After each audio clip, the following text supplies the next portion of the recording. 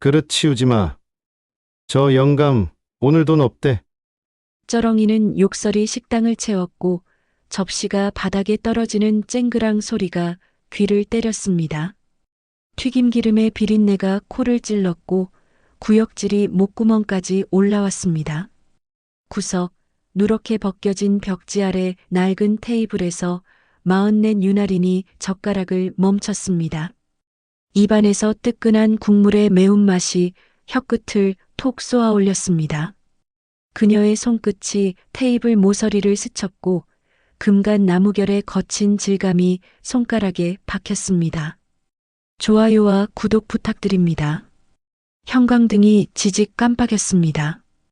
불빛이 흔들릴 때마다 식당 안의 그림자들이 춤을 췄습니다. 카운터 옆 벽에는 낡은 태극기가 걸려 있었고 그 아래로 흐릿한 군복 사진이 액자 속에 갇혀 있었습니다. 사진 속 젊은 남자의 눈빛은 또렷했지만 액자 유리에는 먼지가 수북이 쌓여 있었습니다. 유나린의 시선이 카운터로 향했습니다. 뚝배기에서 올라오는 김이 그녀의 얼굴을 감쌌고 뜨거운 수증기가 피부에 닿아 촉촉하게 젖어들었습니다. 국물 한 숟가락을 떠서 입에 넣었습니다. 진한 사골의 고소함과 고춧가루의 얼얼한 맛이 입천장을 타고 번졌습니다. 하지만 그 맛은 오래가지 못했습니다. 야, 이 할배 새끼. 돈 없으면 나가 처먹지. 왜 여기 앉아 있어? 목소리의 주인은 카운터 옆 테이블에 앉아 있었습니다. 36쯤 되어 보이는 남자, 목에는 굵은 금줄 체인이 걸려 있었고 그의 주변에서는 과한 향수 냄새가 진동했습니다. 값싼 향수와 담배 냄새, 그리고 술 냄새가 뒤섞여 공기를 오염시켰습니다. 창밖으로는 가을비가 내리고 있었습니다. 후두둑 빗소리가 간판을 두드렸고 물이 유리창을 타고 흘러내렸습니다. 골목길 가로등이 윙소리를 내며 깜빡였고 어둠이 점점 짙어졌습니다. 유나리는 젓가락을 내려놓았습니다. 딸각 소리가 테이블 위에서 울렸습니다. 그녀의 손이 무릎 위에 놓였고 손가락이 천천히 주먹을 쥐었습니다. 손톱이 손바닥을 파고들었지만 그녀는 표정을 바꾸지 않았습니다. 영감, 귀머거리야? 말 안 들려? 남자가 의자를 끼익 끌며 일어섰습니다. 군화처럼 무거운 부츠가 바닥을 쿵쿵 울렸습니다. 그는 식당 안쪽 구석으로 걸어갔고 그곳에는 백발의 노인이 혼자 앉아 있었습니다. 이른둘 박만수, 구부정한 등, 굳은 손마디, 칼 같은 눈빛. 하지만 그의 손은 떨리고 있었습니다. 그는 빈 그릇을 붙잡고 고개를 숙였습니다. 입술이 바짝 말라 있었고 목소리는 갈라져 있었습니다. 미안하네, 오늘은 정말. 미안하면 다야? 여기 공짜 밥집이야? 남자가 테이블을 탁 쳤습니다. 그릇이 흔들렸고 남은 국물이 테이블 위로 튀었습니다. 기름기 섞인 국물이 박만수의 손등에 떨어졌고 뜨거운 열기가 피부를 태웠습니다. 하지만 그는 손을 움직이지 않았습니다. 유나린의 눈빛이 날카로워졌습니다. 그녀는 남자의 뒷모습을 스캔했습니다. 허리춤에 뭔가 볼록한 것이 보였습니다. 칼일까 아니면 흉기일까? 그녀의 시선은 카운터로 향했습니다. 카운터 뒤에는 또 다른 남자가 서 있었습니다. 38쯤 되어 보이는 남자, 경찰 점퍼를 입고 있었습니다. 그는 휴대폰을 만지작거리며 고개를 돌렸습니다. 유나린과 눈이 마주쳤고 그는 재빨리 시선을 피했습니다. 그냥 넘어가요. 낮은 속삭임이었지만 유나린의 귀에는 또렷하게 들렸습니다. 그 목소리의 주인 38 고지훈 경사. 그의 입술이 움직였고 침을 삼키는 소리가 들렸습니다. 그는 불편한 듯 넥타이를 만졌고 손이 떨렸습니다. 유나리는 다시 국밥을 보았습니다. 김이 식어가고 있었고 기름이 표면에 굳어가고 있었습니다. 국물의 진한 맛이 입안에 남아 있었지만 이제는 씁쓸한 뒷맛만이 느껴졌습니다. 마지막으로 말한다. 나가 안 나가? 남자의 목소리가 더 높아졌고 식당 안의 공기가 얼어붙었습니다. 그녀는 44 윤아린이었습니다. 육군본부 감찰실장. 어깨에는 은빛별 하나가 달려 있었고 가슴에는 30년 군 생활의 무게가 실려 있었습니다. 하지만 그녀는 회의실보다 골목을, 서류보다 현장을, 보고서보다 사람을 더 중시했습니다. 그녀의 아버지는 하사로 전역했습니다. 20년 군 생활 끝에 받은 것은 낡은 군복 한 벌과 작은 연금뿐이었습니다. 하지만 그는 딸에게 단 한 가지를 가르쳤습니다. 명예는 조용히 지키는 것이다. 윤아리는 그 말을 평생 잊지 않았습니다. 사관학교를 졸업하고 헌병으로 시작해 감찰관으로 일하며 그녀는 수백 건의 사건을 처리했습니다. 뇌물, 폭행, 성범죄, 횡령. 군대 안팎의 어두운 면을 보았고 그것을 빛으로 끌어냈습니다. 하지만 그녀는 화려한 발표회나 언론 인터뷰를 좋아하지 않았습니다. 대신 현장을 직접 걸었습니다. 부대 막사, 훈련장, 그리고 이런 골목 식당. 진짜 범죄는 보고서 안에 있는 것이 아니라 사람들이 숨쉬는 곳에 있다는 것을 알았습니다. 오늘도 야근이었습니다. 오후 11시까지 감찰실에서 서류를 검토했습니다. 지방부대의 비리 제보, 장교들의 금품 수수 의혹, 병사들의 가혹행위 신고, 23건의 파일이 그녀의 책상 위에 쌓여 있었습니다. 야근을 마치고 나올 때 그녀는 배가 고팠습니다. 군부대 식당은 이미 문을 닫았고 편의점 도시락은 너무 차가웠습니다. 그래서 그녀는 차를 몰고 이 골목으로 왔습니다. 국밥 24시간이라는 간판이 보였습니다. 낡은 간판, 깜빡이는 네온사인, 하지만 안에서는 뜨끈한 김이 올라오고 있었습니다. 그녀는 차를 세우고 식당으로 들어갔습니다. 문을 열 때 딸랑 종소리가 울렸고 뜨거운 공기가 얼굴을 감쌌습니다. 식당 안에는 손님이 몇 명 없었습니다. 구석에는 노인 한 명, 카운터 옆에는 젊은 남자들 서너 명, 그리고 경찰 점퍼를 입은 남자 한 명. 윤아리는 구석 테이블에 앉았습니다. 벽에 기대어 앉을 수 있는 자리, 식당 전체를 한눈에 볼 수 있는 자리. 그녀는 메뉴를 보지 않고 말했습니다. 국밥 하나요. 주인 아주머니가 고개를 끄덕였고 주방에서 지글지글 소리가 났습니다. 국을 끓이는 소리, 파를 썰는 소리, 그릇을 꺼내는 소리. 윤아리는 그 소리들을 들으며 주변을 관찰했습니다. 벽에 걸린 액자. 젊은 남자가 해병대 군복을 입고 있었습니다. 사진은 오래되어 색이 발해 있었지만 남자의 눈빛은 선명했습니다. 그 눈빛이 익숙했습니다. 윤아리는 구석에 앉아있는 노인을 다시 보았습니다. 저 노인이 사진 속 남자구나. 국밥이 나왔습니다. 뚝배기에서 김이 모락모락 올라왔고 진한 사골 냄새가 코를 자극했습니다. 윤아리는 숟가락을 들어 국물을 떠먹었습니다. 뜨거운 국물이 목을 타고 내려갔고 몸이 따뜻해졌습니다. 그때였습니다. 카운터 옆 테이블에서 목소리가 터져 나왔습니다. 그릇 치우지 마. 저 영감 오늘 돈 없대. 윤아린의 숟가락이 멈췄습니다. 그녀는 고개를 들었고 상황을 파악하기 시작했습니다. 골목에서는 빗소리가 계속되었습니다. 후두둑, 후두둑. 물이 처마를 타고 흘렀고 배수구로 소용돌이 치며 빠져나갔습니다. 가로등 불빛이 빗물에 반사되어 일렁였고 그림자들이 길게 늘어졌습니다. 식당 안은 조용했습니다. 너무 조용했습니다.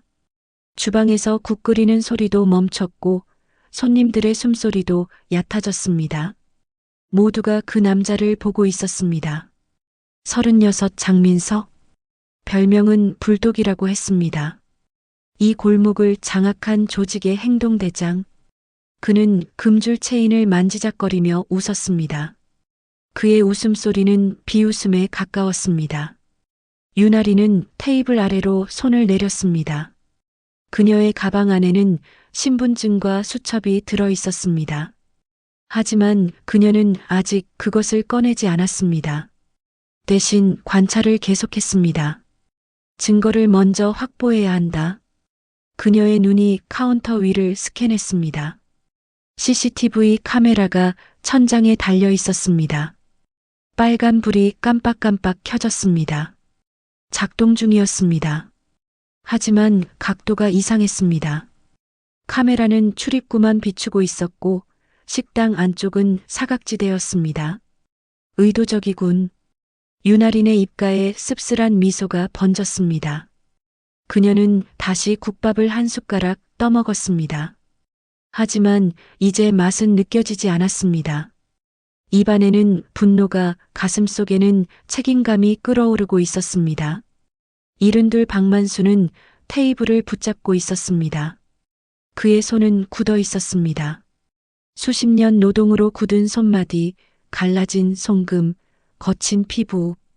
하지만 그 손은 지금 떨리고 있었습니다. 미세한 떨림이었지만 유나린의 눈에는 명확하게 보였습니다. 박만수의 얼굴은 무표정했습니다. 아니, 표정을 감추고 있었습니다. 입술은 꽉 다물어져 있었고 턱은 굳어 있었습니다. 하지만 그의 눈빛은 달랐습니다. 칼 같은 눈빛, 한때는 적을 노려봤을 그 눈빛이 아직 남아 있었습니다. 영감, 돈 내놔. 안 그러면 오늘 못 나간다. 장민석이 그의 테이블 앞에 섰습니다. 그림자가 박만수를 덮었고 형광등 불빛이 차단되었습니다. 장민석의 뒤에는 2명의 부하가 서 있었습니다. 한 명은 29쯤 되어 보였고 목에는 용 문신이 새겨져 있었습니다. 다른 한 명은 32쯤, 귀에는 굵은 피어싱이 걸려 있었습니다. 둘 다 팔짱을 끼고 서 있었고 눈빛은 냉정했습니다. 박만수는 대답하지 않았습니다. 그는 그릇만 내려다봤습니다. 빈 그릇, 국물 한 방울도 남지 않은 그릇. 그것이 그의 오늘 유일한 식사였습니다. 귀머거리냐고. 장민석이 테이블을 쾅 쳤습니다. 그릇이 튀어 올랐고 짤랑 소리를 내며 다시 테이블에 떨어졌습니다. 박만수의 어깨가 움찔했습니다. 카운터에서 38 고지훈 경사가 움직였습니다. 그는 카운터를 돌아 장민석에게 다가갔습니다. 하지만 그가 한 일은 제지가 아니었습니다. 형님, 나중에 하시죠. 사람들 보잖아요. 속삭임이었습니다. 유나린에게는 들렸지만 다른 손님들에게는 들리지 않는 목소리였습니다. 고지훈의 입술이 장민석의 귀에 가까워졌고 그의 숨결이 장민석의 목덜미를 스쳤습니다. 알았어. 근데 오늘은 끝을 봐야겠어. 장민석이 고개를 끄덕였습니다. 고지훈은 다시 카운터로 돌아갔습니다. 그는 휴대폰을 꺼내 뭔가를 타이핑했습니다. 화면에 파란 불빛이 그의 얼굴을 비췄고 그의 표정은 무덤덤했습니다. 유나리는 그 모든 것을 보고 있었습니다. 그녀의 눈은 카메라처럼 장면을 기록했습니다. 장민석의 위협, 박만수의 떨림, 고지훈의 방조, 모든 것이 증거였습니다. 그녀는 가방에서 휴대폰을 꺼냈습니다. 조심스럽게 테이블 아래에서 화면을 켜고 녹음 앱을 실행했습니다. 삐 작은 신호음이 울렸지만 식당의 소음에 묻혔습니다. 녹음이 시작되었습니다.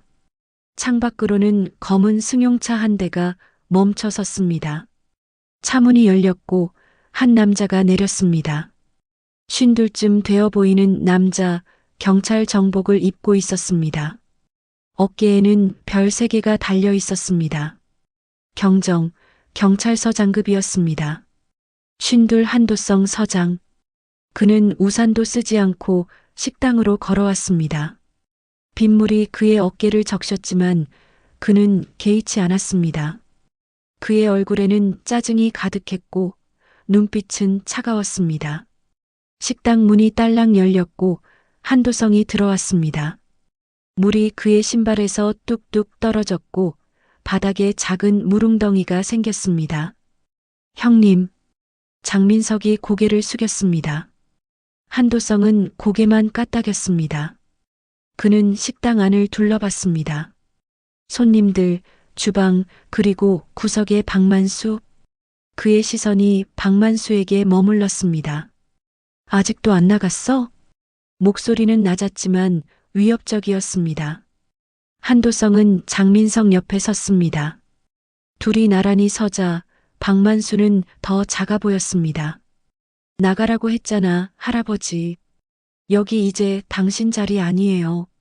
한도성의 목소리에는 존댓말이 섞여 있었지만 존중은 없었습니다. 그것은 위선이었고 협박이었습니다. 박만수는 여전히 침묵했습니다. 하지만 그의 손이 테이블 모서리를 더 세게 붙잡았습니다. 손등에 핏줄이 튀어나왔고 손가락이 하얗게 변했습니다. 윤아린의 휴대폰은 계속 녹음하고 있었습니다. 장민석의 목소리, 한도성의 목소리, 그리고 박만수의 침묵. 모든 것이 파일에 저장되고 있었습니다. 그녀는 국밥 그릇을 밀어냈습니다. 이제 먹을 수가 없었습니다.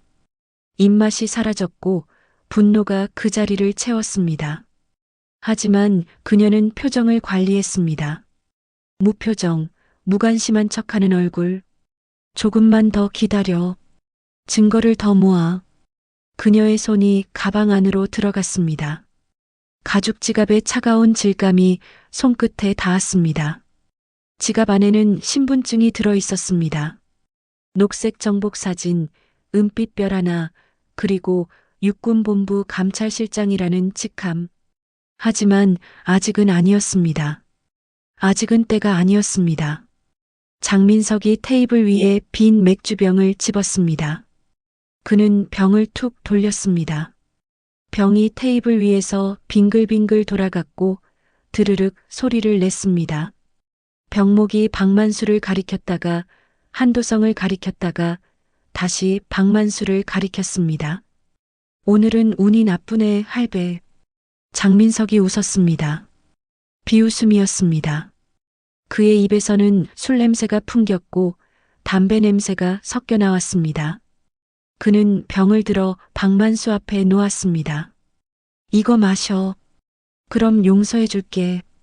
박만수는 고개를 저었습니다. 천천히 하지만 분명하게. 그의 입술이 떨렸고 목소리가 갈라졌습니다. 난 술 못 마시네. 못 마신다고? 옛날엔 소주 한 병씩 들이켰으면서. 장민석의 목소리가 높아졌습니다. 그는 박만수의 어깨를 탁 쳤습니다. 박만수의 몸이 흔들렸고 의자가 끼익 소리를 냈습니다. 윤아린의 테이블이 갑자기 밀렸습니다. 장민석의 발끝이 테이블 다리를 찾고 테이블이 드드득 끌려갔습니다. 국밥 그릇이 흔들렸고 국물이 그릇 밖으로 튀었습니다. 어이, 아줌마. 장민석이 윤아린을 봤습니다. 그의 눈빛은 오만했고 입가에는 비웃음이 걸려 있었습니다. 산책 끝났으면 꺼져. 여긴 당신이 있을 때가 아니야. 침방울이 공기 중으로 튀었습니다. 윤아린의 얼굴 방향으로. 그녀는 눈을 감지 않았습니다. 대신 장민석을 똑바로 응시했습니다. 형광등이 다시 지직 깜빡였습니다. 불빛이 흔들리는 사이 그림자들이 벽에서 춤을 췄습니다. 장민석의 그림자가 길게 늘어나 박만수를 덮었고 윤아린의 그림자는 벽 구석에 작게 박혀 있었습니다. 박만수의 손이 미세하게 떨렸습니다. 그는 테이블을 붙잡고 있었지만 손가락이 경련하듯 움직였습니다. 50년 전 전쟁터에서도 떨지 않았던 손이 지금은 떨리고 있었습니다. 유나리는 그것을 봤습니다. 노인의 떨리는 손, 굳은 어깨, 숙인 고개, 그리고 그 뒤에 서 있는 폭력의 그림자들. 내가 말 안 들려? 장민석이 한 걸음 더 다가왔습니다. 그의 부츠가 쿵 바닥을 쳤고 진동이 유나린의 의자까지 전해졌습니다. 그는 유나린의 테이블에 손을 짚었습니다. 나가. 한 단어였습니다. 명령이었습니다. 유나린은 대답하지 않았습니다. 대신 그녀는 천천히 숟가락을 들었습니다. 국밥을 한 숟가락 떠서 입에 넣었습니다. 식어버린 국물이 입안에서 흘러갔지만 그녀는 천천히 씹었습니다. 장민석의 얼굴이 붉어졌습니다. 인연이 제시도 복에 속 지금 날 무시해? 그의 손이 유나린의 국밥 그릇을 향했습니다. 손가락이 그릇 가장자리를 잡았고 뒤집으려는 순간이었습니다. 유나린의 손이 번개처럼 움직였습니다. 탁 소리와 함께 장민석의 손목을 잡았습니다. 그녀의 손가락이 그의 맥을 짚었고 압박했습니다. 장민석의 얼굴이 일그러졌습니다. 아, 인연이. 고지훈이 카운터에서 일어났습니다. 그는 유나린에게 다가오려 했지만 한도성이 손을 들어 그를 제지했습니다. 한도성의 눈빛이 날카로워졌습니다. 그는 유나린을 관찰하고 있었습니다. 이 여자 보통이 아니네. 유나린은 장민석의 손목을 놓았습니다. 하지만 그 짧은 순간 그녀는 그의 오른손 검지를 봤습니다. 잔흔이 있었습니다. 칼집 흉터, 오래되지 않은 상처, 아마도 한 달 전쯤의 것. 흉기 사용 전력. 그녀의 눈이 카운터 아래로 향했습니다. 고지훈의 허리춤에 뭔가 반짝이는 것이 보였습니다. 바디캠이었습니다. 렌즈의 파란 불빛이 깜빡 켜졌습니다. 작동 중이었습니다. 저것도 증거가 되겠군. 유나린의 시선이 천장의 CCTV로 향했습니다. 카메라의 붉은 점이 깜빡깜빡 켜졌습니다. 리듬이 있었습니다. 1초에 한 번씩, 마치 심장 박동처럼. 그녀는 가방 안의 지갑을 만졌습니다. 낡은 가죽의 거친 질감이 손끝에 전해졌습니다. 지갑 모서리가 그녀의 옆구리를 눌렀고 작은 통증이 느껴졌습니다. 하지만 그 통증은 그녀를 깨어있게 만들었습니다. 장민석이 손목을 흔들었습니다. 그의 얼굴에는 분노와 당혹감이 뒤섞여 있었습니다. 그는 뒤로 한 걸음 물러났고 부하 둘을 손짓으로 불렀습니다. 전연 끌어내. 부하 둘이 움직였습니다. 용 문신을 한 남자가 왼쪽에서, 피어싱을 한 남자가 오른쪽에서 다가왔습니다. 그들의 손이 유나린의 팔을 잡으려 했습니다. 유나린은 의자를 끼익 뒤로 밀며 일어섰습니다. 그녀의 키는 168cm였지만 그녀가 서자 공기가 달라졌습니다. 압박감이, 위압감이 공간을 채웠습니다. 손대지 마. 세 글자였습니다. 하지만 그 안에는 경고가, 위협이, 그리고 확신이 담겨 있었습니다. 부하 둘이 멈칫했습니다. 그들은 서로를 봤고 장민석을 봤습니다. 장민석이 고개를 끄덕였고 그들은 다시 움직였습니다. 용 문신을 한 남자가 유나린의 팔을 잡았습니다. 그의 소나기는 강했습니다. 손가락이 그녀의 팔뚝을 조였고 뼈를 누르는 압력이 느껴졌습니다. 유나린은 찡그리지 않았습니다. 대신 그녀는 그의 손을 내려다봤습니다. 경고했다. 그녀의 손이 움직였습니다. 손목을 비틀고 팔꿈치로 밀어내고 무릎으로 차올렸습니다.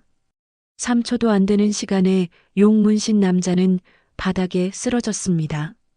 쿵 둔탁한 소리와 함께 그의 등이 바닥에 부딪혔습니다. 형님. 피어싱 남자가 주먹을 휘둘렀습니다.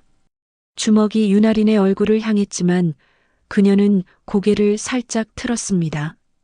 주먹이 허공을 갈랐고 그의 몸이 균형을 잃었습니다. 유나리는 그의 팔을 잡아 뒤로 꺾었습니다. 딱 관절이 비틀리는 소리가 났고 그는 비명을 질렀습니다. 아! 두 명의 부하가 바닥에 누웠습니다. 5초도 안 되는 시간이었습니다. 식당 안이 얼어붙었습니다. 주방에서 국 끓이던 아주머니가 국자를 떨어뜨렸고 쨍그랑 소리가 울렸습니다. 다른 테이블의 손님 둘이 의자를 뒤로 밀며 일어났습니다. 출구로 향하는 발걸음이 급했습니다. 장민석의 얼굴이 창백해졌습니다. 그의 손이 허리춤으로 향했습니다. 유나린의 눈이 그 움직임을 포착했습니다. 흉기를 꺼내려는군. 하지만 한도성이 장민석의 손을 잡았습니다. 진정해. 여기서 그러면 안 돼. 한도성의 목소리는 낮았지만 단호했습니다. 그는 유나린을 똑바로 봤습니다. 관찰하는 눈빛이었습니다. 그는 경찰 경력 30년의 베테랑이었고 위험한 사람을 알아보는 감각이 있었습니다. 이 여자 전문가야. 고지훈이 휴대폰을 들었습니다.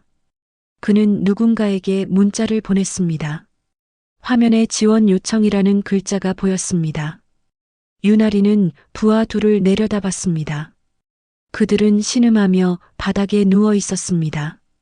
그녀는 그들을 넘어 박만수에게 걸어갔습니다.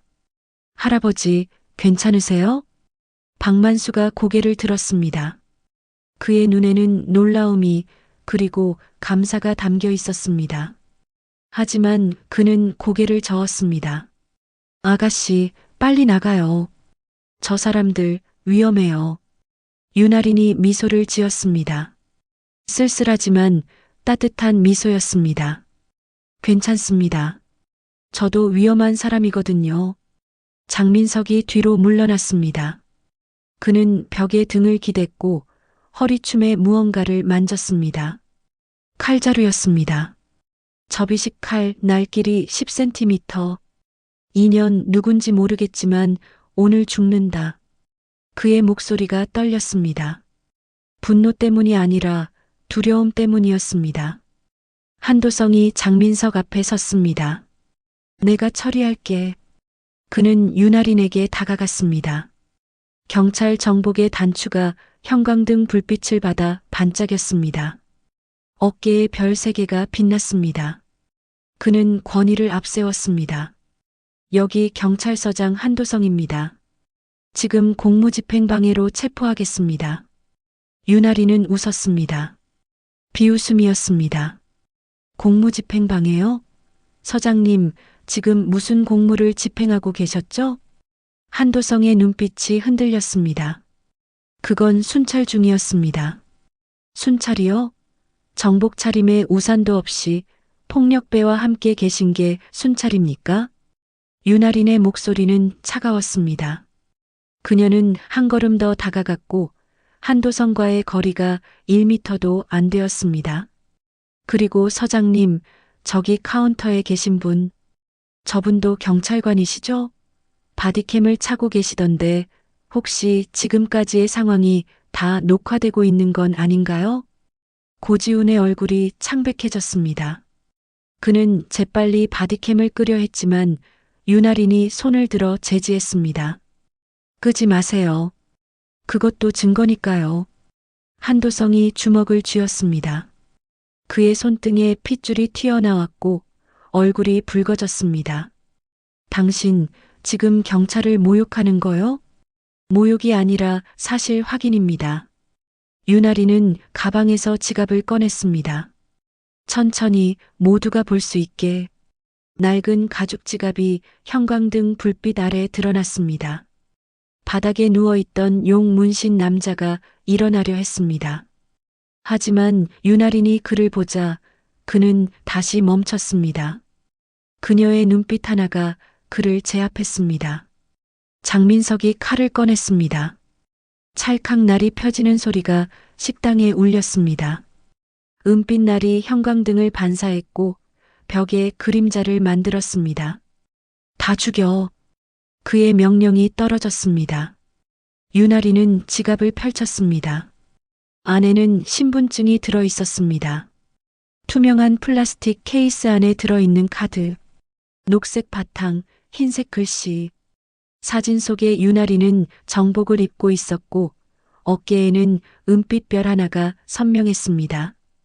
육군본부 감찰실장, 유나린 준장. 글자들이 형광등 불빛을 받아 반짝였습니다. 장민석의 손이 멈췄습니다. 칼을 쥔 손이 공중에서 멈췄고 날이 떨렸습니다. 그의 입이 벌어졌고 눈이 커졌습니다. 준장? 한도성의 얼굴에서 핏기가 싹 빠졌습니다. 그의 입술이 바짝 말랐고 침을 삼키는 소리가 크게 들렸습니다. 손이 떨렸고 무릎이 후들거렸습니다. 고지우는 카운터에 손을 짚고 몸을 지탱했습니다. 그의 얼굴은 창백했고 땀이 이마를 타고 흘렀습니다. 바디캠의 파란 불빛이 계속 깜빡였습니다. 육군본부 감찰실장 유나린 준장이다. 유나린의 목소리는 낮았지만 명확했습니다. 단호함이 공간을 채웠고 공기가 무거워졌습니다. 지금부터 발설하는 모든 말은 증거로 기록된다. 그녀는 신분증을 한도성의 눈앞에 가져갔습니다. 한도성은 신분증을 보았습니다. 별, 계급, 이름, 모든 것이 진짜였습니다. 그의 다리가 떨렸고 한 걸음 뒤로 물러났습니다. 서장님, 경사님, 그리고 여기 있는 모든 분들, 지금부터 제 말을 잘 들으시기 바랍니다. 유나리는 신분증을 다시 지갑에 넣었습니다. 그녀는 주머니에서 휴대폰을 꺼냈습니다. 화면에는 녹음 앱이 실행되고 있었고 타이머가 돌아가고 있었습니다. 15분 43초. 저는 지금까지 이 식당에서 벌어진 모든 일을 녹음했습니다. 폭언, 협박, 폭행 시도, 그리고 그녀의 시선이 한도성과 고지훈에게 향했습니다. 공무원의 직무유기와 범죄 방조. 한도성이 손을 들었습니다. 제지하려는 손짓이었습니다. 잠깐 오해가 있는 것 같은데. 오해가 아닙니다. 유나리는 한 걸음 더 다가갔습니다. 그녀와 한도성 사이의 거리는 50cm였습니다. 그녀는 그를 올려다봤습니다. 키 차이는 10cm였지만 그녀가 더 크게 느껴졌습니다. 서장님, 당신은 민간인이 협박당하는 현장에 있었습니다. 경찰관으로서 제지해야 할 의무가 있었습니다. 하지만 당신은 가해자 편에 섰습니다. 한도성의 입술이 파르르 떨렸습니다. 증거가 어디 있소? 유나린이 카운터를 가리켰습니다. 저기 계신 경사님의 바디캠. 아까부터 계속 켜져 있었습니다. 그리고 천장에 CCTV. 비록 각도가 이상하지만 음성은 녹음됩니다. 고지훈이 바디캠을 만졌습니다. 그의 손가락이 전원 버튼을 눌렀고 파란 불빛이 꺼졌습니다. 하지만 너무 늦었습니다. 이미 늦었습니다, 경사님. 클라우드에 자동 백업됩니다. 당신도 알고 계시겠지만요. 고지훈의 손이 떨어졌습니다. 그는 의자에 주저앉았고 고개를 숙였습니다. 장민석이 칼을 내렸습니다. 날이 찰칵 접혔고 그는 칼을 주머니에 넣었습니다.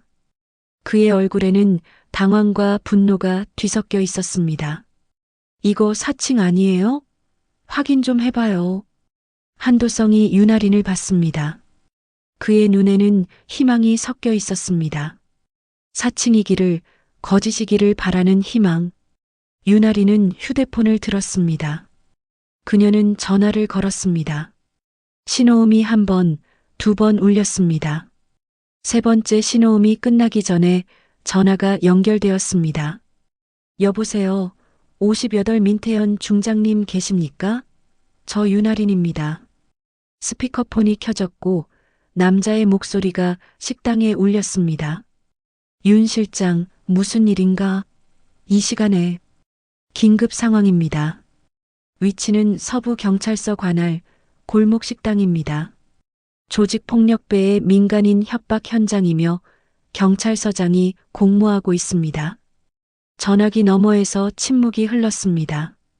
3초 후 민태연의 목소리가 다시 들렸습니다. 확인했네. 지금 당장 헌병대 파견하겠네. 경찰청에도 연락하지. 감사합니다. 윤아린이 전화를 끊었습니다. 그녀는 한도성을 봤습니다. 확인하셨습니까? 한도성의 무릎이 꺾였습니다. 그는 벽에 기대어 겨우 서 있었습니다. 손이 떨렸고 목소리가 나오지 않았습니다. 장민석이 출구를 봤습니다. 도망칠 생각이었습니다. 하지만 윤아린이 그의 앞을 막아섰습니다. 어디 가십니까? 비켜요. 장민석이 윤아린을 밀치려 했습니다. 하지만 그의 손이 그녀의 어깨에 닿기 전에 윤아린의 손이 그의 손목을 잡았습니다. 뚝! 손목이 꺾이는 소리가 났습니다. 장민석의 비명이 식당을 채웠습니다. 으악! 맥주병이 테이블에서 굴러 떨어졌습니다. 쨍그랑 병이 깨지는 소리가 울렸고 유리 조각들이 바닥에 흩어졌습니다. 윤아린은 장민석을 바닥에 눕혔습니다. 그녀의 무릎이 그의 등을 눌렀고 손이 그의 팔을 뒤로 꺾었습니다. 제압 자세였습니다. 움직이지 마십시오. 저항하면 추가 처벌 사유가 됩니다. 장민석은 신음만 했습니다. 그의 얼굴은 바닥에 붙어 있었고 침이 바닥으로 흘렀습니다. 박만수가 일어났습니다. 그의 다리는 여전히 떨렸지만 그는 윤아린에게 걸어왔습니다. 아가씨 고맙소. 윤아린이 고개를 끄덕였습니다. 할아버지, 조금만 더 기다려주세요. 곧 끝납니다. 밖에서 사이렌 소리가 들렸습니다. 윙, 윙, 윙. 처음에는 멀었습니다. 하지만 점점 가까워졌습니다.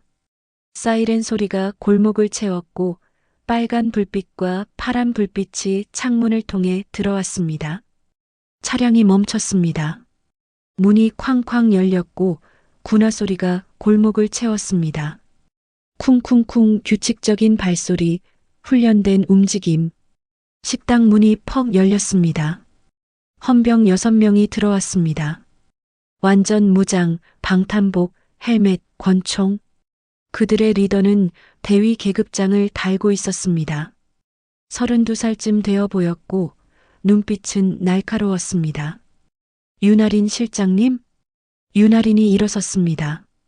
그녀는 장민석을 헌병들에게 넘겼습니다. 확보하십시오. 폭행, 협박, 흉기 소지. 헌병 둘이 장민석을 일으켰습니다. 그들은 그의 손에 수갑을 채웠고 밖으로 끌고 나갔습니다. 장민석은 저항했지만 소용없었습니다. 나라고. 그의 목소리는 점점 작아졌습니다. 밖으로 나갈수록 사이렌 소리에 묻혔습니다. 윤아린은 한도성을 봤습니다. 서장님도 같이 가셔야겠습니다. 한도성이 손을 들었습니다. 항복의 제스처였습니다. 잠깐, 나는 경찰입니다. 군에서 체포할 수 없어요. 맞습니다. 하지만 경찰청에서 이미 연락받으셨을 겁니다. 그 순간 밖에서 또 다른 사이렌 소리가 들렸습니다. 이번에는 경찰차였습니다. 검은 승용차 2대가 식당 앞에 멈췄고 문이 열렸습니다. 정복을 입은 남자들이 내렸습니다. 총경 계급장, 경무관 계급장. 그들은 식당으로 들어왔고 한도성을 봤습니다. 한도성 서장, 직권남용, 뇌물수수, 범죄 비호 혐의로 긴급 체포합니다. 한도성의 다리가 풀렸습니다. 그는 바닥에 주저앉았고 고개를 숙였습니다. 끝났구나. 그의 목소리는 작았습니다. 체념이었습니다. 경찰들이 한도성에게 수갑을 채웠습니다. 찰칵 금속 소리가 울렸고 그는 일어섰습니다.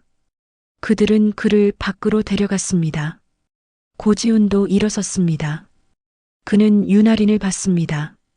저는 어떻게 되는 겁니까? 당신도 조사받아야 합니다. 바디캠 데이터를 제출하고 진술하십시오. 고지우는 고개를 끄덕였습니다. 그는 바디캠을 벗어 헌병에게 건넸습니다. 그의 손은 떨렸고 얼굴은 창백했습니다. 저는 시키는 대로 했을 뿐입니다. 그것도 범죄입니다. 윤아린의 목소리는 차가웠습니다. 바닥에 누워있던 용 문신 남자와 피어싱 남자도 체포되었습니다. 헌병들이 그들을 일으켰고 수갑을 채웠습니다. 그들은 저항하지 않았습니다. 이미 모든 것이 끝났다는 것을 알았습니다. 식당이 비었습니다. 장민석, 한도성, 고지훈, 그리고 부하들 모두 사라졌습니다. 남은 것은 깨진 맥주병, 흩어진 유리 조각, 그리고 식어버린 국밥뿐이었습니다. 박만수는 테이블에 앉아 있었습니다. 그는 손으로 얼굴을 감쌌고 어깨가 떨렸습니다. 울고 있는 것인지 웃고 있는 것인지 알 수 없었습니다. 윤아린이 그에게 다가갔습니다. 그녀는 그의 옆에 앉았습니다. 할아버지, 이제 괜찮습니다. 박만수가 손을 내렸습니다. 그의 눈은 붉었고 눈물이 볼을 타고 흘렀습니다. 고맙소, 정말 고맙소. 천만에요. 제가 해야 할 일을 했을 뿐입니다. 주방에서 아주머니가 나왔습니다. 그녀는 윤아린을 봤습니다. 아가씨, 아니 장군님, 정말 감사합니다. 그 사람들 때문에 우리가 얼마나. 그녀의 목소리가 떨렸습니다. 윤아린이 고개를 끄덕였습니다. 이제 안전합니다. 다시는 그런 일 없을 겁니다. 윤아린이 카운터로 걸어갔습니다. CCTV 모니터가 있었습니다. 화면에는 식당 내부가 찍혀 있었습니다. 하지만 각도가 이상했습니다. 제시도 보계속 출입구만 정면으로 비추고 식당 안쪽은 비스듬하게만 걸려 있었습니다. 윤아린은 모니터 아래 녹화기를 열었습니다. 하드디스크가 들어 있었고 빨간 불이 깜빡이고 있었습니다. 그녀는 USB 케이블을 꺼내 자신의 휴대폰에 연결했습니다. 백업하겠습니다. 파일이 전송되기 시작했습니다. 진행률 바가 천천히 차올랐습니다. 10%, 20%, 30%. 그 순간 식당 문이 다시 열렸습니다. 딸랑. 한 남자가 들어왔습니다. 정복 차림, 경찰 정복이 아니라 고급 양복. 39쯤 되어 보이는 남자, 머리는 깔끔하게 넘겼고 손목에는 고급 시계가 차 있었습니다. 39 최강호. 재개발 시공사 본부장. 그는 식당 안을 둘러봤습니다. 깨진 병, 흩어진 유리 조각, 그리고 윤아린. 그의 얼굴이 굳었습니다. 여기서 무슨 일이? 윤아린이 그를 봤습니다. 그녀는 즉시 알아챘습니다. 이 남자도 연결되어 있다는 것을. 당신은 누구십니까? 최강호가 명함을 꺼냈습니다. 하얀 명함, 금박 글씨. 태양건설 본부장 최강호입니다. 이 건물주와 계약 관계에 있어서. 건물주요? 윤아린의 눈빛이 날카로워졌습니다. 그녀는 박만수를 봤습니다. 할아버지, 이 건물이 재개발 대상입니까? 박만수가 고개를 끄덕였습니다. 그렇소. 6개월 전부터 나가라고 보상금도 형편없고. 윤아린은 최강호를 다시 봤습니다. 그래서 조직폭력배를 동원한 겁니까? 최강호의 얼굴이 창백해졌습니다. 아니, 그건 오해입니다. 저는 그런 거 몰라요. 모른다고요? 윤아린은 카운터 아래에서 뭔가를 집어들었습니다. 장부였습니다. 낡은 공책, 손으로 쓴 글씨들. 이게 뭡니까? 그녀는 장부를 펼쳤습니다. 날짜, 금액, 이름, 그리고 치읓기역 키음라는 이니셜. 매달 500만 원씩 입금되고 있네요. 이 이니셜 당신 이름 아닙니까? 최강호가 뒤로 물러났습니다. 그의 손이 떨렸고 이마에 땀이 맺혔습니다. 그건 컨설팅 비용입니다. 합법적인 컨설팅이요? 조직폭력배에게 컨설팅 비용을 준다고요? 유나리는 휴대폰을 들었습니다. 그녀는 헌병대에 전화를 걸었습니다. 추가 용의자 있습니다. 태양건설 본부장 최강호. 공갈, 뇌물공여 혐의. 확보 바랍니다. 최강호가 출구를 향해 뛰었습니다. 하지만 문이 열리기 전에 헌병 둘이 들어왔습니다. 그들은 최강호를 붙잡았고 수갑을 채웠습니다. 나요. 내가 누군지 알아요? 변호사 부를 거야. 그러십시오. 하지만 먼저 조사는 받으셔야 합니다. 헌병들이 최강호를 끌고 나갔습니다. 그의 비명이 골목에 울렸지만 곧 사이렌 소리에 묻혔습니다. 유나리는 장부를 봉투에 넣었습니다. 증거품이었습니다. CCTV 파일 전송이 완료되었습니다. 삐소리와 함께 화면에 전송 완료라는 메시지가 떴습니다. 유나리는 USB를 뽑았고 휴대폰을 주머니에 넣었습니다. 밖에서 또 다른 차량 소리가 들렸습니다. 이번에는 고급 세단이었습니다. 검은색 차체, 번호판에 육군 표시. 차가 멈췄고 문이 열렸습니다. 한 남자가 내렸습니다. 정복 차림, 어깨에는 무궁화 새송이. 중장 계급장이었습니다. 58 민태현 중장. 군수사령관. 그는 식당으로 걸어왔습니다. 군화 소리가 쿵쿵 울렸고 위압감이 공기를 채웠습니다. 그는 키가 180cm가 넘었고 체격도 건장했습니다. 식당 문이 열렸고 민태현이 들어왔습니다. 그는 윤아린을 봤습니다. 윤 실장, 중장님. 둘은 경례를 교환했습니다. 민태현은 식당 안을 둘러봤습니다. 깨진 병, 흩어진 의자, 그리고 구석에 앉아있는 박만수. 상황 보고 윤아린이 간결하게 설명했습니다. 조직폭력배의 협박, 경찰의 방조, 재개발 업체의 공모. 민태현은 고개를 끄덕이며 들었습니다. 증거는 녹음 파일, CCTV 영상, 바디캠 데이터, 그리고 금품 수수장부 모두 확보했습니다. 잘했네. 민태현은 박만수에게 다가갔습니다. 그는 허리를 굽혀 박만수와 눈높이를 맞췄습니다. 할아버지, 해병대 출신이시죠? 박만수가 놀라 고개를 들었습니다. 어떻게? 민태현이 벽에 액자를 가리켰습니다. 사진을 봤습니다. 해병대 군복, 70년대 스타일. 베트남전 참전하셨습니까? 박만수가 고개를 끄덕였습니다. 그렇소. 1년 복무했소. 민태현이 경례를 했습니다. 바른 자세, 정확한 각도. 대한민국 군인을 대표해서 감사드립니다. 그리고 죄송합니다. 국가가 할아버지를 제대로 보호하지 못했습니다. 박만수의 눈에 눈물이 고였습니다. 그는 손으로 눈물을 닦았습니다. 아니요, 고맙소. 민태현이 일어섰습니다. 그는 윤아린을 봤습니다. 이 사건 끝까지 추적하게.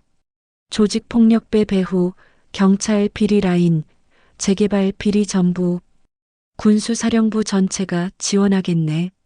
감사합니다, 중장님. 민태현이 주머니에서 명함을 꺼냈습니다.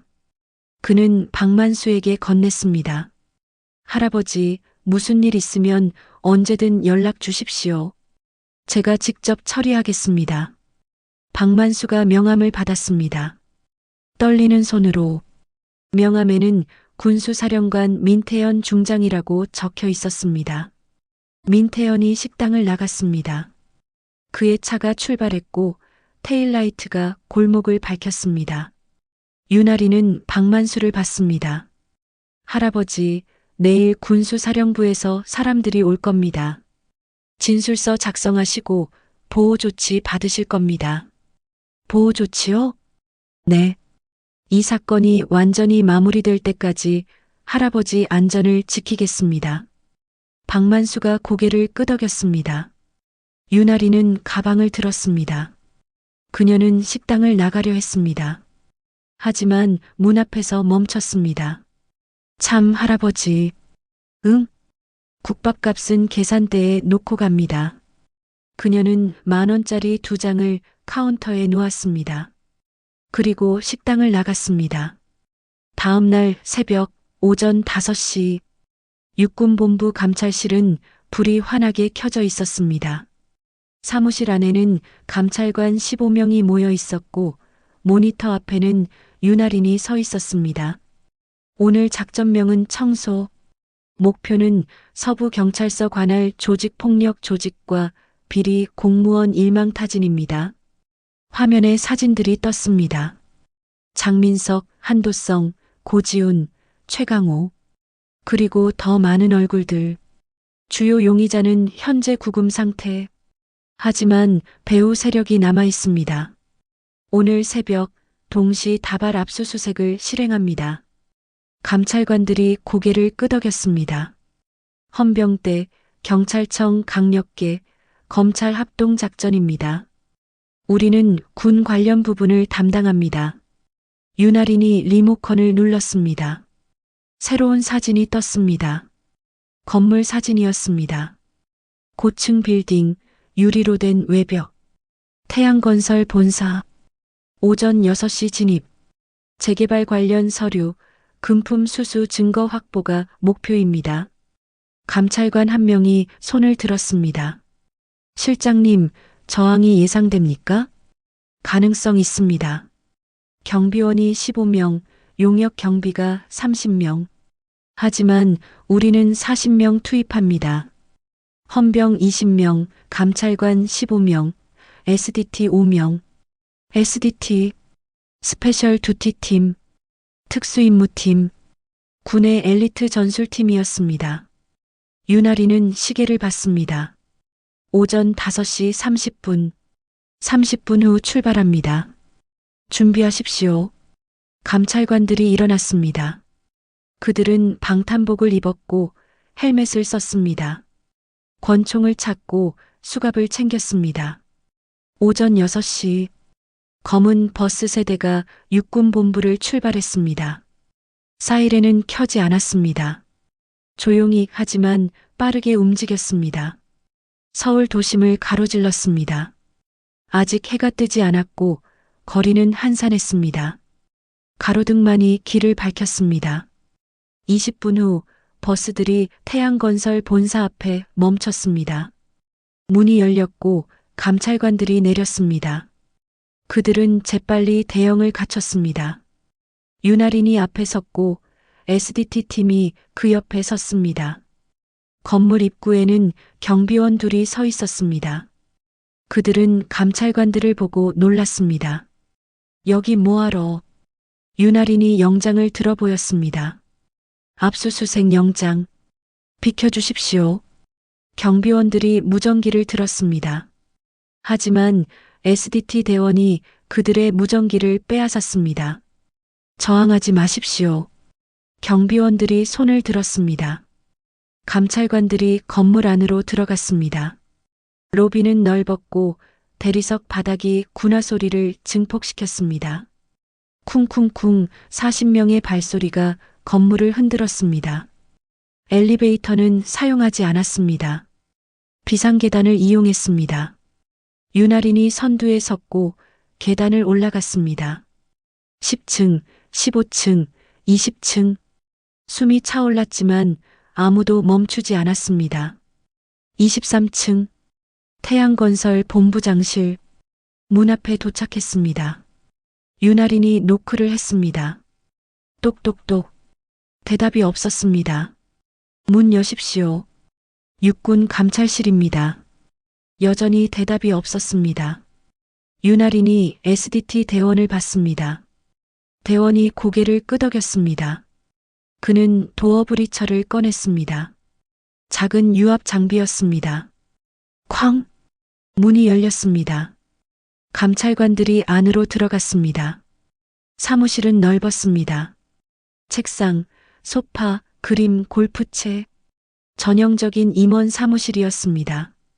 하지만 사람은 없었습니다. 수색 시작. 감찰관들이 흩어졌습니다. 책상 서랍을 열었고 파일 캐비닛을 뒤졌습니다. 컴퓨터를 켰고 하드디스크를 복사했습니다. 유나리는 책상 위를 살펴봤습니다. 서류 몇 장, 명함 더미, 그리고 사진 한 장. 사진에는 최강우와 한도성이 함께 찍혀 있었습니다. 골프장이었습니다. 둘은 웃고 있었습니다. 증거. 유나리는 사진을 증거 봉투에 넣었습니다. 감찰관 한 명이 소리쳤습니다. 실장님, 금고 발견했습니다. 유나린이 다가갔습니다. 벽 뒤에 금고가 숨겨져 있었습니다. 큰 금고, 전자식 잠금 장치. 열 수 있습니까? SDT 대원이 장비를 꺼냈습니다. 전자 해킹 툴이었습니다. 그는 금고 패널에 연결했고 프로그램을 실행했습니다. 삐삐삐삐. 숫자들이 화면에 떴습니다. 조합을 시도하는 중이었습니다. 1분 후, 띠링. 금고가 열렸습니다. 안에는 서류 뭉치, 현금 다발, 그리고 USB 여러 개가 들어 있었습니다. 유나리는 서류를 꺼냈습니다. 계약서였습니다. 재개발 관련 계약서, 하지만 이면 계약이었습니다. 뇌물 금액, 수수 날짜, 서명.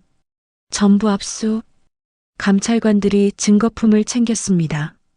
그 순간 복도에서 소리가 들렸습니다. 발소리, 고함소리. 거기서 누구야? 용역 경비들이었습니다. 30명 경비봉을 들고 복도를 막아섰습니다. 유나린이 복도로 나갔습니다. SDT 대원들이 그녀를 호위했습니다. 육군 감찰실입니다. 합법적 압수수색 중입니다. 방해하지 마십시오. 용역 경비 리더가 앞으로 나왔습니다. 40대 중반, 체격이 건장했습니다. 영장 봅시다. 유나린이 영장을 보여줬습니다. 리더는 영장을 대충 봤습니다. 이거 가짜 아니에요? 확인해 봐야겠는데. 확인하십시오. 하지만 우리는 계속 수색하겠습니다. 유나린이 돌아서려 했습니다. 하지만 리더가 그녀의 팔을 잡았습니다. 잠깐만요. SDT 대원이 즉시 반응했습니다. 그는 리더의 손목을 잡았고 뒤로 꺾었습니다. 공무집행방해로 체포합니다. 리더가 비명을 질렀고 다른 용역 경비들이 달려들었습니다. 혼전이 시작되었습니다. 하지만 훈련된 군인과 용역 경비의 차이는 명확했습니다. 감찰관들과 SDT 대원들은 체계적으로 움직였습니다. 제압, 수갑 확보. 3분 만에 용역 경비 전원이 복도 바닥에 누웠습니다. 유나리는 그들을 내려다봤습니다. 공무집행방해, 폭행, 전원연행. 경찰 지원팀이 도착했습니다. 그들은 용역 경비들을 데려갔습니다. 수색이 계속되었습니다. 23층뿐 아니라 22층, 21층, 회계팀, 법무팀, 영업팀, 모든 층을 뒤졌습니다. 오전 9시, 수색이 끝났습니다. 압수품은 박스 43개, 하드디스크 12개, 현금 3억 원. 유나리는 건물 밖으로 나왔습니다. 아침 햇살이 그녀를 비췄고 따뜻함이 얼굴을 감쌌습니다. 기자들이 몰려왔습니다. 카메라 플래시가 퍽퍽퍽 터졌고 마이크들이 그녀를 향했습니다. 실장님, 오늘 작전 성과가 어떻습니까? 용의자들은 몇 명입니까? 재개발 비리가 사실입니까? 유나리는 잠시 멈췄습니다. 그녀는 카메라를 봤습니다. 오늘 육군 감찰실은 조직폭력배, 비리 공무원, 그리고 불법 재개발 업체에 대한 합동 수사를 실시했습니다. 그녀의 목소리는 차분했지만 단호했습니다. 주요 용의자는 총 12명, 조직폭력배 행동대장 장민석, 경찰서장 한도성, 경사 고지훈, 그리고 태양건설 본부장 최강호 외 8명입니다. 플래시가 더 빠르게 터졌습니다. 혐의는 폭행, 협박, 공갈, 뇌물수수, 직권남용, 범죄 비호입니다. 모든 용의자는 구속 수사 중이며 추가 용의자도 수배 중입니다. 기자 한 명이 손을 들었습니다. 군에서 민간 사건까지 수사하는 게 적법합니까? 이 사건은 국가유공자에 대한 범죄입니다. 피해자는 해병대 베트남전 참전 용사. 따라서 군이 개입할 명분이 충분합니다. 또한 경찰청, 검찰과 합동 수사를 진행 중입니다. 윤아리는 더 이상 질문을 받지 않았습니다. 그녀는 차에 올랐고 차가 출발했습니다. 차 안에서 그녀는 휴대폰을 확인했습니다. 문자 메시지가 와 있었습니다. 발신 민태현 중장. 내용 수고했네. 추가 지원 필요하면 언제든 연락하게. 윤아리는 미소를 지었습니다. 작지만 따뜻한 미소였습니다. 사흘 후 서울중앙지방법원 구속영장 실질 심사가 열렸습니다. 법정에는 용의자 12명이 앉아 있었습니다. 주황색 수감복, 수갑, 발목 체인, 장민석, 한도성, 고지훈, 최강호, 그리고 조직 간부 8명. 판사가 입장했습니다. 똑똑똑 의사봉이 울렸고 법정이 조용해졌습니다. 구속영장 실질 심사를 시작하겠습니다. 검사가 일어섰습니다. 그는 서류를 들어 읽었습니다. 피의자 장민석, 폭행, 협박, 공갈, 흉기 소지, 조직폭력 가담. 증거는 CCTV 영상, 녹음 파일, 목격자 진술 다수. 판사가 장민석을 봤습니다. 변명하실 말씀 있습니까? 장민석은 고개를 숙였습니다. 그는 대답하지 않았습니다. 검사가 계속했습니다. 피의자 한도성, 직권남용, 뇌물수수, 범죄 비호. 경찰서장 직위를 이용해 조직폭력배를 비호했으며 매월 1,000만 원의 뇌물을 수수했습니다. 판사가 한도성을 봤습니다. 사실입니까? 한도성의 입술이 떨렸습니다. 저는 몰랐습니다. 부하들이. 거짓말입니다. 검사가 증거를 제시했습니다. 통장 내역, 계좌 이체 기록, 그리고 녹음 파일. 녹음 파일이 재생되었습니다. 한도성의 목소리가 법정에 울렸습니다. 이번 달 것 언제 줄 거야? 늦으면 귀찮아진다고. 법정이 술렁였습니다. 한도성의 얼굴이 창백해졌습니다. 검사가 계속했습니다. 피의자 고지훈, 직무유기, 범죄방조. 현장에 있었으나 제지하지 않았으며 바디캠으로 범죄를 목격하고도 보고하지 않았습니다. 고지훈은 울고 있었습니다. 눈물이 볼을 타고 흘렀습니다. 피의자 최강호, 뇌물공여, 공갈, 횡령. 재개발을 위해 조직폭력배를 고용했으며 총 5억 원의 뇌물을 제공했습니다. 최강호가 소리쳤습니다. 증거가 어디 있어요? 그냥 추측 아니에요? 검사가 USB를 들어보였습니다. 피의자의 금고에서 압수한 계약서입니다. 뇌물 금액, 날짜, 서명 모두 명확합니다. 최강호는 의자에 주저앉았습니다. 판사가 의사봉을 두드렸습니다. 심사 결과 모든 피의자에 대해 구속영장을 발부합니다. 도주 및 증거인멸 우려가 크다고 판단됩니다. 쾅! 의사봉이 울렸습니다. 장민석, 한도성, 고지훈, 최강호 모두 고개를 숙였습니다. 일주일 후 광역수사가 확대되었습니다. 검찰과 경찰이 합동수사팀을 꾸렸습니다. 용의자는 추가로 23명 더 늘어났습니다. 조직폭력배 조직원, 공무원, 건설업체 임원들. 뉴스는 연일 이 사건을 보도했습니다. 제시도 복에 속군 감찰실의 칼끝, 조직폭력배 일망타진, 비리 경찰서장 구속, 경찰청 전면 감사 착수, 재개발 비리 수사, 건설업계 술렁, 포털 사이트 실시간 검색어 1위였습니다. 댓글은 수만 개가 달렸습니다. 이런 감찰관이 진짜 공무원이죠. 윤아린 준장님 존경합니다.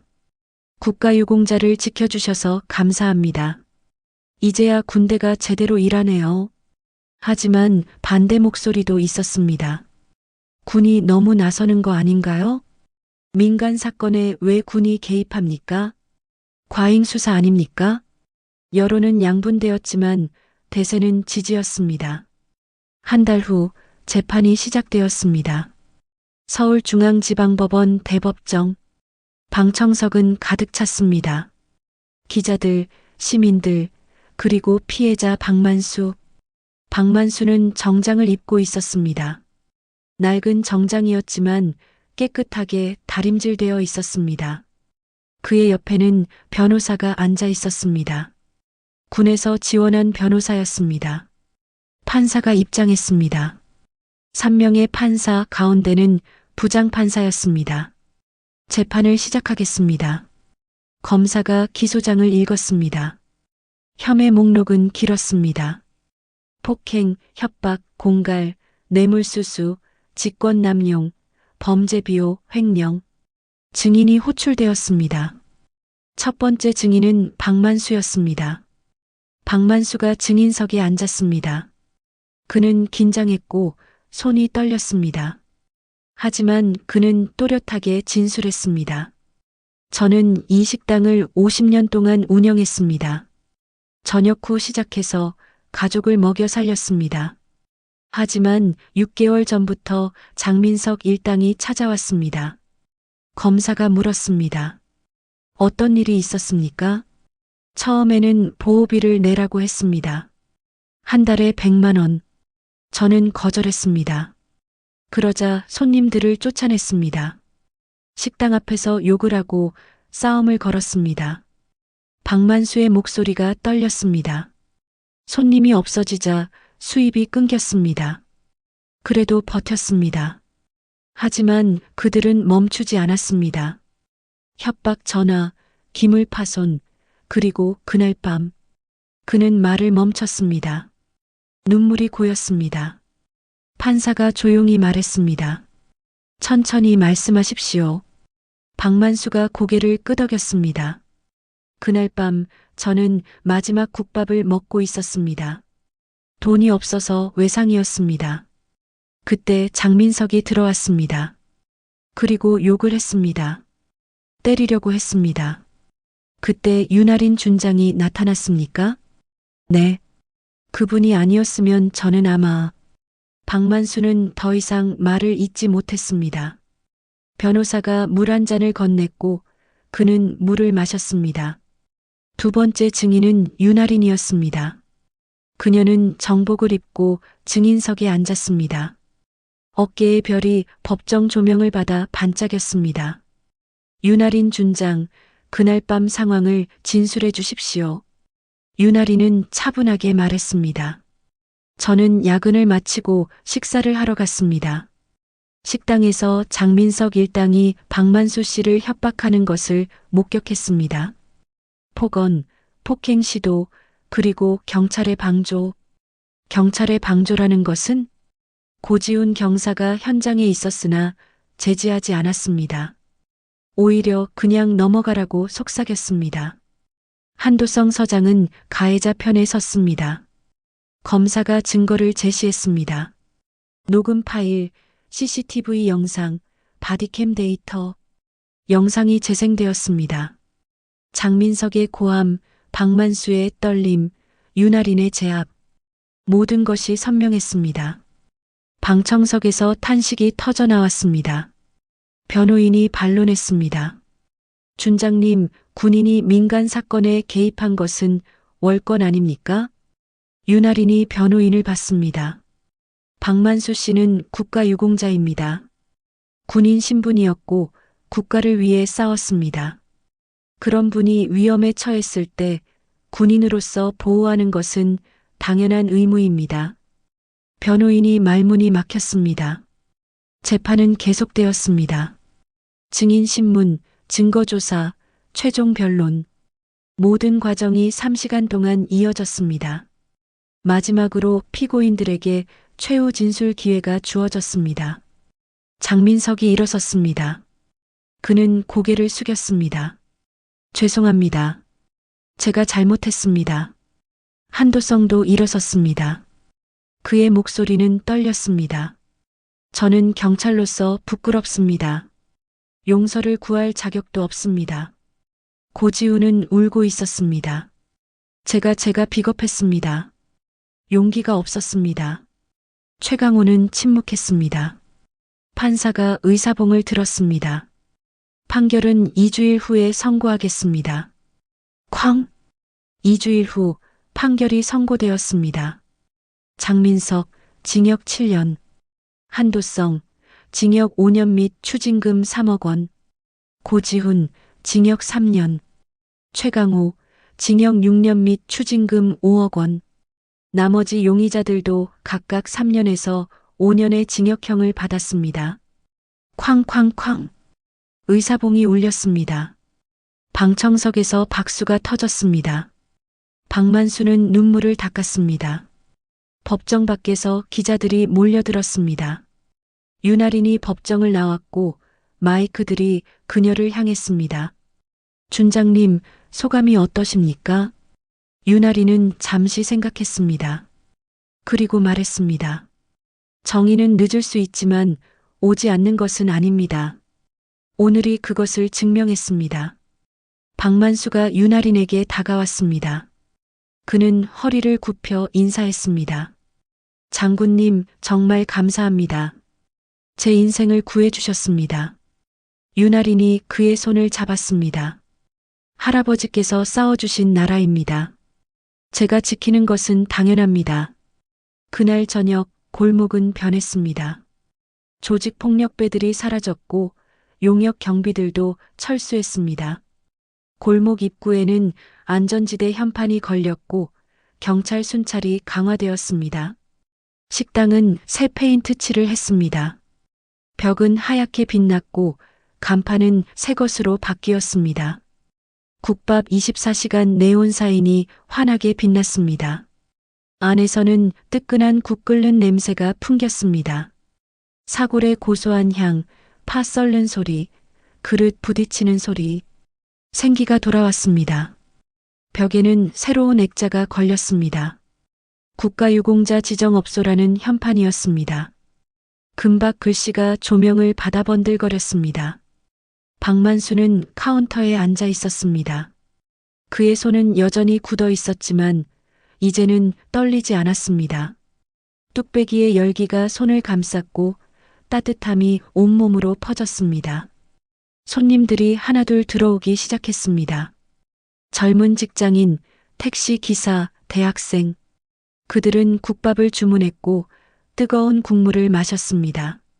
아저씨, 여기 국밥 맛있다며요? 그럼 50년 전통이지. 박만수가 웃었습니다.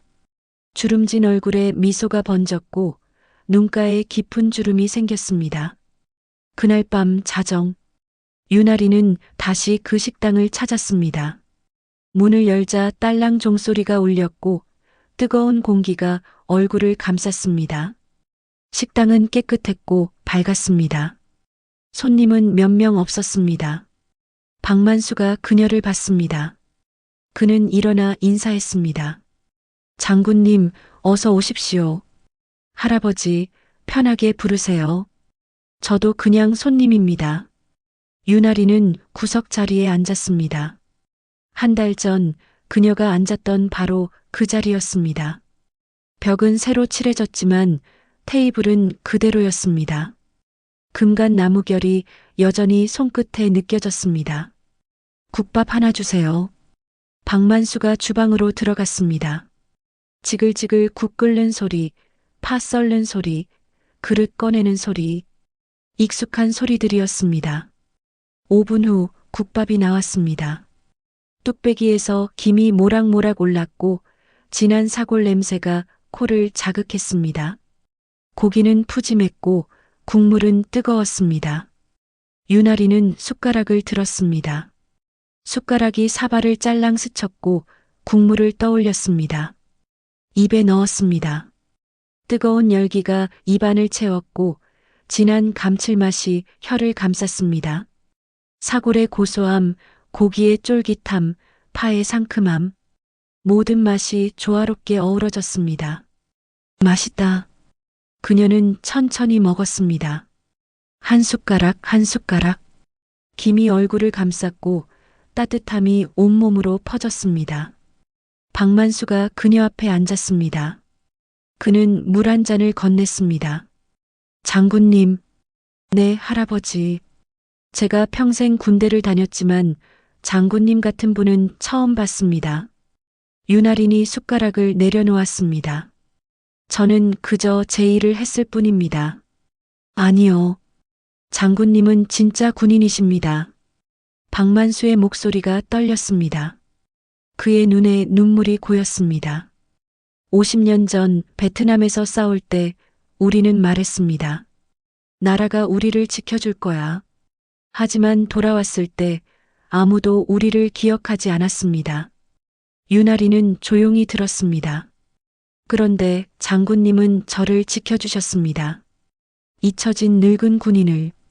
그게 얼마나 감사한지. 그는 더 이상 말을 잇지 못했습니다. 눈물이 볼을 타고 흘렀습니다. 유나린이 그의 손을 잡았습니다. 굳은 손, 거친 손. 하지만 따뜻한 손이었습니다. 할아버지, 국가는 할아버지를 잊지 않았습니다. 다만 제가 우리가 할아버지를 찾는데 너무 오래 걸렸을 뿐입니다. 박만수가 고개를 끄덕였습니다. 고맙소, 장군. 그 한마디에 모든 것이 담겨 있었습니다. 감사, 존경, 그리고 안도. 유나리는 다시 국밥을 먹었습니다. 국물의 진득한 감칠맛이 입안에 퍼졌습니다. 그녀는 미소를 지었습니다. 작지만 따뜻한 미소였습니다. 식당 밖으로는 가을비가 내리기 시작했습니다. 후두둑 빗소리가 간판을 두드렸고 물이 유리창을 타고 흘렀습니다. 하지만 식당 안은 따뜻했습니다. 유나리는 마지막 숟가락을 떠먹었습니다. 국물 한 방울까지 남기지 않았습니다. 그녀는 숟가락을 내려놓았고 딸각 소리가 울렸습니다. 박만수가 물었습니다. 장군님, 오늘 계산은 제가 하겠습니다. 유나린이 고개를 저었습니다. 아니요, 할아버지. 제가 내겠습니다. 이 맛있는 국밥값은 꼭 내야죠. 그녀는 지갑을 꺼내 10,000원을 카운터에 놓았습니다. 할아버지, 맛있었습니다. 또 올게요. 언제든 오십시오, 장군님. 유나린이 일어섰습니다. 그녀는 군복을 가볍게 정돈했고 가방을 들었습니다. 문을 향해 걸었습니다. 문 앞에서 그녀는 멈췄습니다. 뒤를 돌아봤습니다. 박만수는 카운터에 앉아 있었습니다. 그는 뚝배기를 닫고 있었고 얼굴에는 평온함이 가득했습니다. 50년 동안 지켜온 이 자리, 이제는 안전한 이 자리. 유나리는 고개를 끄덕였습니다. 그리고 문을 열었습니다. 딸랑. 종소리가 울렸고 그녀는 밖으로 나갔습니다. 빗속으로 사라지는 그녀의 뒷모습을 박만수는 한참 동안 바라봤습니다. 그리고 중얼거렸습니다. 별은 하늘에만 있는 게 아니구나. 사람의 어깨에도 있고 마음에도 있네. 골목은 조용했습니다. 빗소리만이 밤을 채웠습니다. 하지만 그 고요함은 평화로웠습니다. 더 이상 두려움이 없는, 더 이상 폭력이 없는 평화. 식당 간판에 네온 사인이 깜빡였습니다. 국밥 24시간. 불빛이 빗물에 반사되어 골목을 밝혔습니다. 유나리는 차에 올랐습니다. 엔진을 켰고 와이퍼가 움직이기 시작했습니다. 쓱쓱 유리창의 빗물을 닦아냈고 시야가 맑아졌습니다.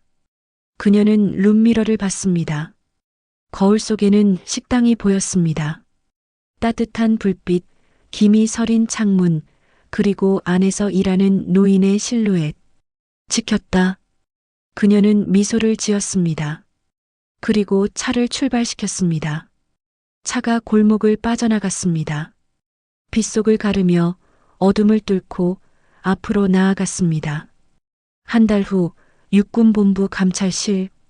윤아린의 책상 위에는 새로운 파일이 쌓여 있었습니다.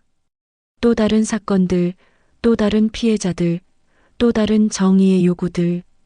그녀는 파일을 열었습니다. 읽기 시작했습니다.